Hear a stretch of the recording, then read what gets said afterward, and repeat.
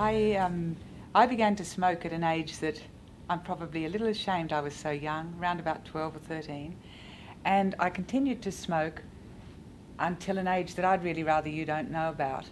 But it was a good 40 years that I was smoking, give or take a couple of times when I managed to quit for a little while, using all the possible methods at my disposal to quit with, as we do. I tried chewing gum and I tried patches. I used cold turkey with a little bit of hypnosis to help me here and a little bit of acupuncture to help me there. And sometimes I was successful until a large stress would come into my life, and then I'd say to myself, look, you need a cigarette to get you through this, and why don't you just have the one? And then that one would inevitably turn into 5, and then 10, and so on, so that when I quit in 2003, I was smoking 15 a day, and basically I'd been smoking 15 a day for a long, long time.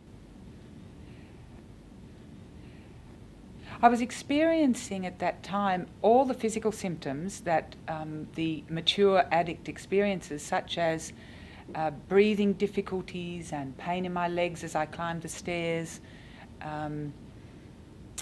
tiredness, lethargy, coughing, pains in the chest, and an unlimited number of symptoms. But do you know what I remember most, and what really, really was the most hateful part of smoking? There were 2 things, actually.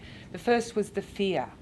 I was full of fear. I lived with fear as a smoker, because if I got the tiniest little sore in my mouth or a slight change in the configuration on a cheek inside, I would immediately think, this is the beginning of mouth cancer. Or if I had a sore throat, I would think, oh, what if I got throat cancer?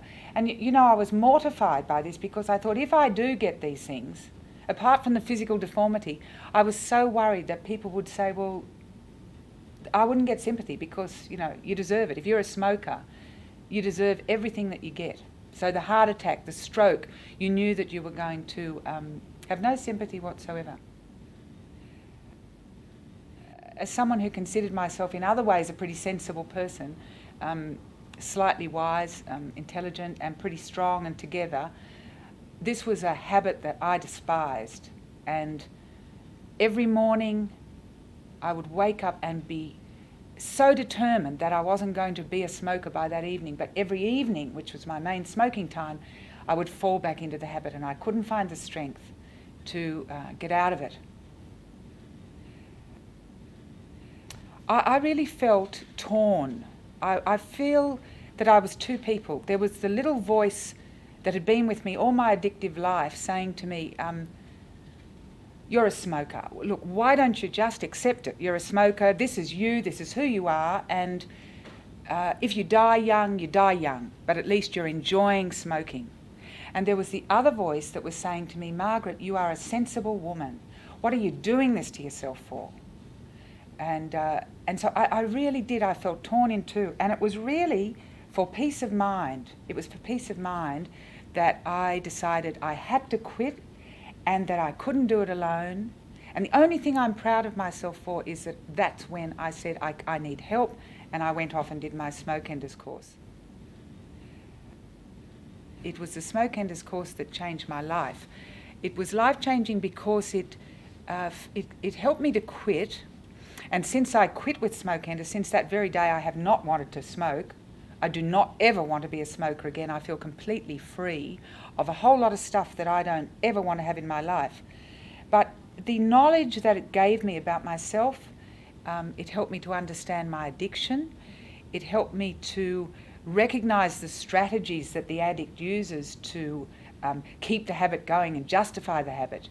All those excuses and all the rationalizations and all the justifying that I used to have to do. I deserve this, I deserve a break, or, at the end of a creative task, I'll just have a cigarette while I sit back and enjoy this. The total pleasure. All of those strategies I now understand, and I recognize them, so that my life has been freed of all of those strategies that one uses not only for the smoking addiction, but for other areas of life. So I'm really very grateful to Smokenders, because Smokenders kind of opened up a window on my life and let the fresh air in a literal sense. There's no smell of smokes now, there's no smell on my clothing, I'm not emptying ashtrays, I'm not ashamed of smelling, I'm not afraid of smelling. But it also let in a lot of light on the nature of me and how I've been living my life, and I've been able to apply its principles to a lot of other areas. Smokenders, I'm just such a great believer in Smokenders.